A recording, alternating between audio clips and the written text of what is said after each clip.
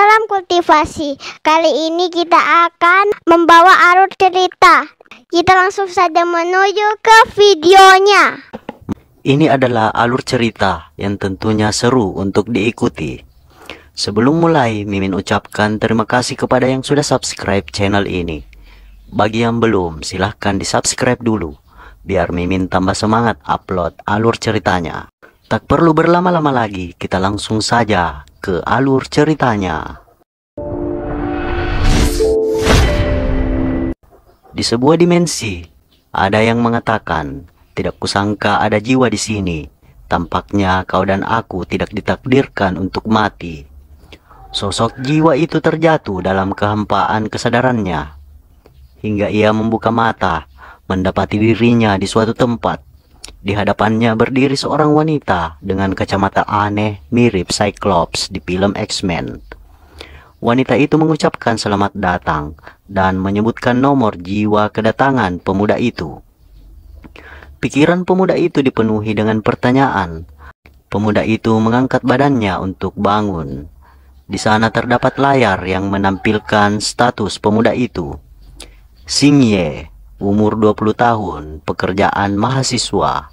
Dalam keterkejutannya, wanita itu mengatakan, karena Anda telah mengumpulkan banyak poin jasa selama hidup, Anda dapat menggunakan poin tersebut untuk berpartisipasi dalam undian untuk mendapatkan kesempatan memenangkan berbagai hadiah reinkarnasi yang melimpah. Xingye menanyakan, apa yang sedang kau bicarakan dan di mana aku?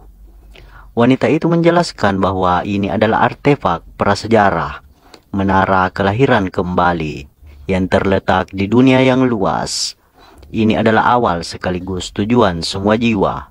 Aku adalah orang yang bertanggung jawab atas kelahiran Anda kembali. Ngomong-ngomong, bentukku dibuat sesuai dengan preferensi Anda. Xingye hanya tertawa menggaruk kepalanya, mengira semua ini hanya sebuah acara prank. Wanita itu menendang pinggang Xingye, namun tendangan itu menembus tubuhnya. Xingye terkejut, meraba pinggangnya. Ia berkata, pinggangku. Apakah penjelasan ini memuaskanmu? Kau sekarang adalah jiwa tanpa entitas. Mendengar semua ucapan wanita itu, Xingye mengingat bahwa sebelumnya ia sedang berjalan-jalan dan melihat seorang gadis jatuh ke dalam air dan melompat untuk menyelamatkannya. Aku tidak mengingat apapun setelah itu. Apakah aku sudah mati? Xingye menanyakan gadis itu. Apakah dia selamat? Menurut catatan prestasimu, sepertinya dia berhasil diselamatkan, ucap wanita itu sambil memperlihatkan sebuah layar hologram yang menampilkan keterangan catatan prestasi Xingye. Hahaha, sepertinya itu bagus. Setidaknya aku tidak mati sia-sia, ucap Xingye sambil menggunakan tangannya membelah layar hologram di hadapannya itu.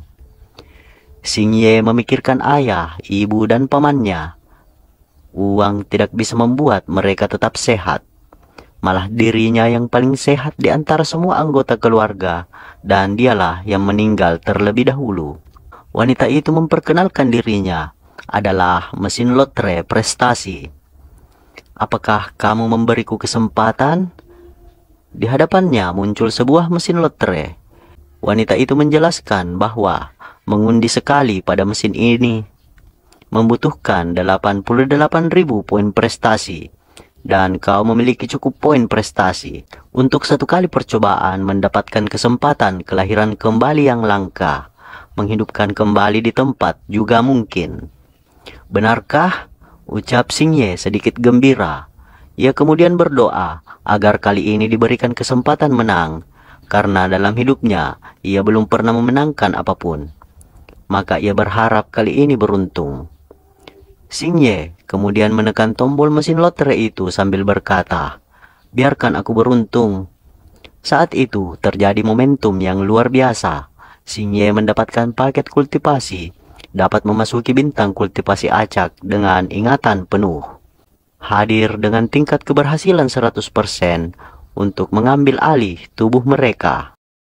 Sebelum wanita lotre itu memindahkan Xingye ke dunia kultivasi dengan menyebutnya mesum, Wanita itu menjelaskan pada Xingye agar berteriak mengatakan, "Ambil alih," lalu melompat ke tubuh yang ingin diambil alih. Dan itu hanya boleh pada tubuh yang memiliki poin prestasi 0. Singkat cerita, setelah mengucapkan kata perpisahan, wanita itu segera mengirim Xingye ke dunia kultivasi dengan sekali lagi menyebutnya mesum. Baru saja setelah Xingye dipindahkan, muncul sosok entitas yang menanyakan MC kita. Wanita lotre itu menjawab bahwa dia baru saja berhasil dilahirkan kembali. Entitas itu menyebutkan bahwa ada sesuatu yang aneh, karena waktu kematian yang ditampilkan adalah 3 tahun lalu. Wanita lotre itu terkejut mendengarnya. Scene berganti, di mana Xingye telah berada di dunia kultivasi. Xingye memiliki waktu setengah jam untuk menggunakan paket yang diberikan. "Dunia kultivasi, aku datang," ucapnya sambil berlari. Namun segera melihat di hadapannya, terdapat seorang wanita kultivator menyerang ke arahnya dengan pedang, membuat Xingye terkejut dan ketakutan. Ia berteriak, "Pembohong, kau bilang mereka tidak melihatku." Ia memohon meminta ampun pada wanita itu, namun ternyata wanita itu hanya menyerang pelindung yang berada tepat di belakang Xingye. Dan pelindung itu memiliki pertahanan yang kuat, membuat wanita itu terkena serangan balik dan membuatnya terluka. Ketika terseret ke belakang, seorang kultivator wanita lainnya menangkap wanita itu dan menanyakan apakah kakak seniornya baik-baik saja. Kakak seniornya menjelaskan bahwa mereka tidak bisa menghancurkan penghalang itu dengan kekuatan yang mereka punya. Di sini Xingye menyadari bahwa dirinya tidak diincar karena di belakang Xingye terdapat sebuah penghalang. Melihat keadaan di sana dan hanya ada kedua gadis itu, Xingye tersentak. Apakah mungkin itu adalah gadis iblis?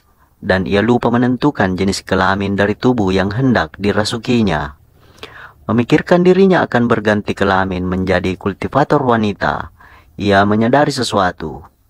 Xingye melihat poin merit di atas kepala kedua wanita itu yang semuanya positif, dan itu tidak mungkin adalah targetnya. Namun tiba-tiba terdengar suara tawa yang kemudian mengatakan, "Benar sekali, kau tidak akan bisa menghancurkan penghalang ini, kecuali kau berada pada tahap akhir Golden Elixir." Suara itu berasal dari arah penghalang di belakang MC kita. Salah seorang wanita itu mengucap salam dan memperkenalkan diri mereka yang berasal dari sekte Qinyun. Wanita itu meminta maaf karena menginjakkan kaki di tempat pelatihan tetua itu. Suara itu kembali terdengar. Ia mengatakan bahwa ia menyukai sekte yang terkenal seperti mereka. Di sini Xingye memasukkan tangannya ke dalam penghalang itu dan ternyata dapat menembusnya. MC kita yang masih dalam wujud jiwa, Xingye masuk menembus penghalang itu. Di dalam penghalang itu terdapat seseorang yang merupakan tetua, yang di kepalanya terdapat poin merit minus 1 miliar. Melihat itu, MC kita terkejut. Orang ini benar-benar iblis. Berapa banyak hal buruk yang telah ia lakukan. Jika aku mengalahkannya, setidaknya aku bisa menyelamatkan kedua gadis itu. Tapi dia terlihat tua dan jelek. Sepertinya dia akan mati. Aku tidak bisa melakukannya. Tetua itu berkata, "Kabut beracun ini adalah racun mayat khusus yang aku buat. Begitu menyentuhnya, kulitmu akan membusuk, organ-organmu akan meleleh, dan kau akan menjadi mayat hidup yang tidak bisa mati, bahkan jika kau menginginkannya." Kedua wanita itu terkejut mendengar apa yang dikatakan oleh tetua itu. Tetua itu melanjutkan bahwa di tengah penghalang terdapat lingkaran. Jika mereka menyuntikkan kekuatan spiritual ke dalamnya, racun mayat akan diarahkan keluar penghalang. Tetua itu ingin melanjutkan perkataannya, namun kakak senior wanita itu segera bertindak ke arah lingkaran di tengah penghalang dan mencoba menyuntikkan kekuatan spiritualnya. Adik juniornya tersentak melihat keputusan kakak seniornya itu. Tetua itu kembali mengatakan, "Apa kau tidak mendengarku? Ini lingkaran yang dapat mengarahkan racun mayat keluar. Apa kalian mencoba menghancurkannya dan membuat diri kalian terbunuh? Adik juniornya memperingatkan agar membiarkan tetua itu menyelesaikan perkataannya. Namun seniornya berkata bahwa dia bukan tetua, dia hanyalah kultivator jahat yang menyiksa orang untuk bersenang-senang. Di sini kakak seniornya menyadari bahwa untuk menyelamatkan nyawa mereka, mereka harus mengarahkan racun mayat ke arah orang-orang yang tidak bersalah di sana. Pada akhirnya tidak akan ada yang hidup, dan lebih baik mati dengan tenang. Mendengar percakapan itu, Xingye bergumam, "Apakah ini yang disebut aku meramalkan apa yang kau prediksi?"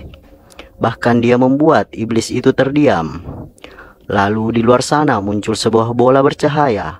Kakak seniornya menjelaskan agar tidak usah khawatir, itu hanya bola kristal proyeksi. Tetua itu tertawa mengatakan, "Kau cukup pintar. Di luar penghalang ada beberapa anak manusia yang aku tangkap. Aku tidak sabar melihat apa kau masih bisa berpikir jernih saat kau disiksa oleh racun mayat dan memohon kematianmu sendiri." Kakak seniornya itu mengeluarkan sebuah botol dari cincin ruang, membuat adik juniornya senang. Ia berpikir bahwa itu adalah pil detoksifikasi yang selalu diharapkan dari kakak seniornya itu. "Itu konyol. Apa kau pikir mendetoksifikasi racun mayatku dengan itu?" ucap tetua itu. Namun kakak seniornya mengatakan bahwa itu bukan pil detoksifikasi, itu merupakan racun. Pernyataan itu membuat adik juniornya terkejut. Itu bisa bercampur ke udara, tidak berwarna dan tidak berbau. Mereka yang berada di bawah level pondasi dengan beberapa hirupan akan mati. "Tunggu sebentar kakak senior, apa yang akan kau lakukan dengan racun itu?" Kakak seniornya menjelaskan bahwa dengan mencampur racun itu ke racun mayat, anak-anak akan mati tanpa rasa sakit, dan kita akan mengakhiri diri setelah mereka. Adik juniornya memperingatkan agar jangan impulsif dan agar memikirkan cara lain. Namun kakak seniornya mengatakan bahwa ini yang terbaik yang dapat kupikirkan. Adik juniornya mengatakan, "Bagaimana bisa ini yang terbaik jika kita harus mengakhiri diri kita sendiri dan membawa serta anak-anak itu? Kematian adalah hal terbaik saat kau jatuh ke tangan kultivator jahat," ucap kakak seniornya dengan tegas, dan menyarankan kepada adik juniornya jika tidak dapat melihatnya agar menghirupnya beberapa kali terlebih dahulu. Dengan mendekatkan botol racun itu pada adik juniornya dengan mengatakan bahwa itu hanya seperti tidur, kau tidak akan merasakan apa-apa. Sontak saja adik juniornya menolak dan menyarankan agar menjauhkan racun itu darinya. Mendengar percakapan itu, Xingye bergumam, iblis ini ingin sesuatu yang menyenangkan untuk ditonton, tapi dia menangkap orang yang salah. Kakak senior itu terlalu berpikiran jernih. "Aku tidak boleh ragu lagi, abaikan kejelekannya.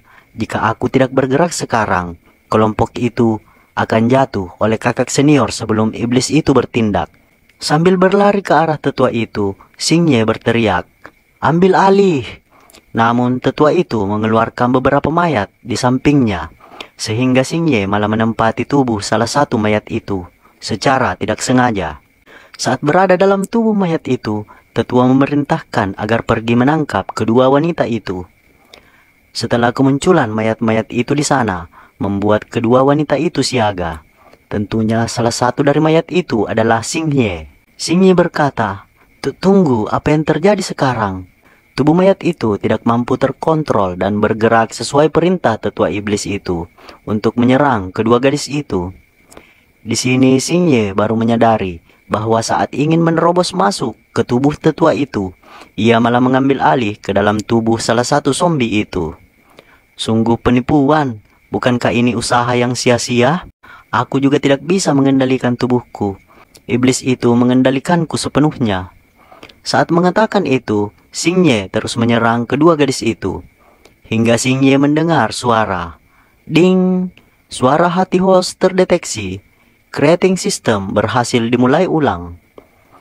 Tingkat sinkronisasi tubuh dan jiwa host terlalu rendah. Kalibrasi ulang. Wah, apa yang terjadi? Pengirim paket itu tidak mengatakan bahwa paket itu berisi sistem.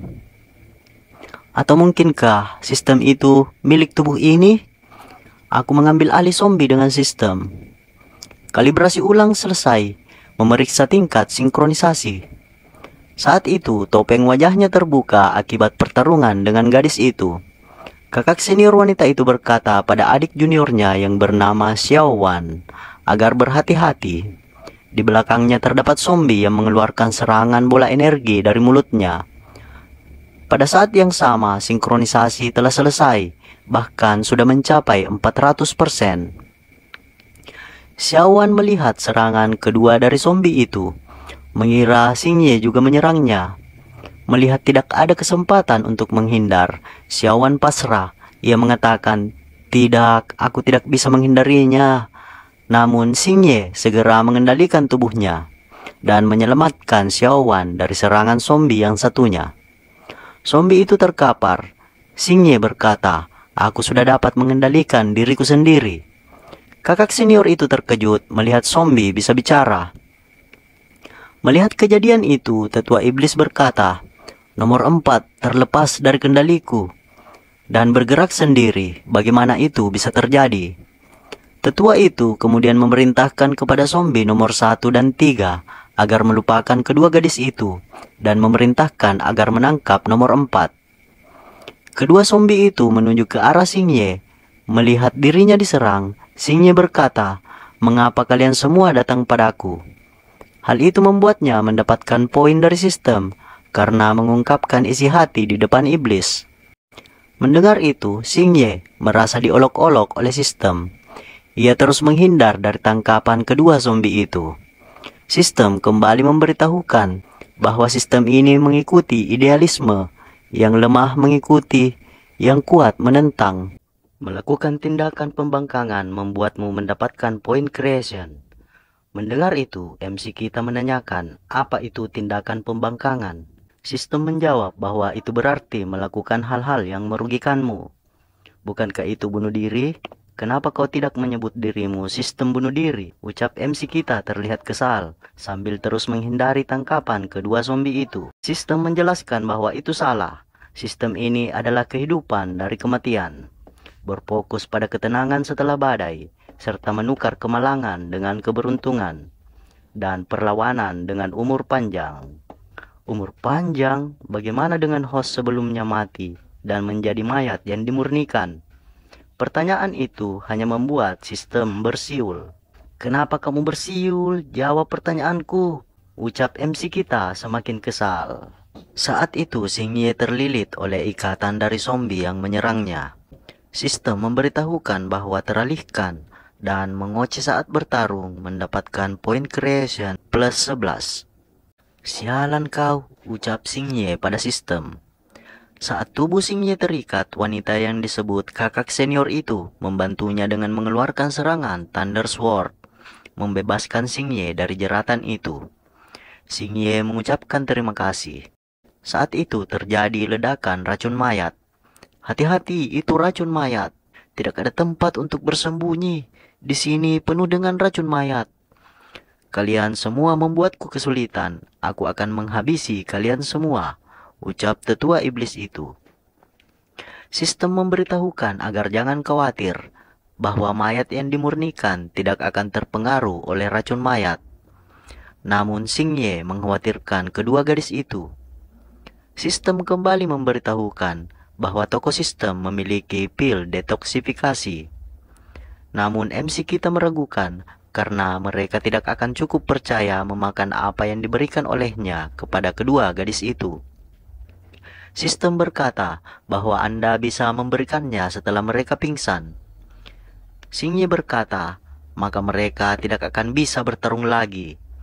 "Ini sangat merepotkan. Bagaimana kalau Anda pilih sendiri?" ucap sistem sambil memperlihatkan pilihan melalui layar hologram. Bagaimanakah kelanjutan alur cerita ini? Jangan lupa subscribe untuk mendapatkan notifikasi saat upload kelanjutannya, yang tentunya hanya ada di channel kultivasi kita, Counter Story. Cek ketersediaan alur cerita lainnya di playlist. Thanks for watching.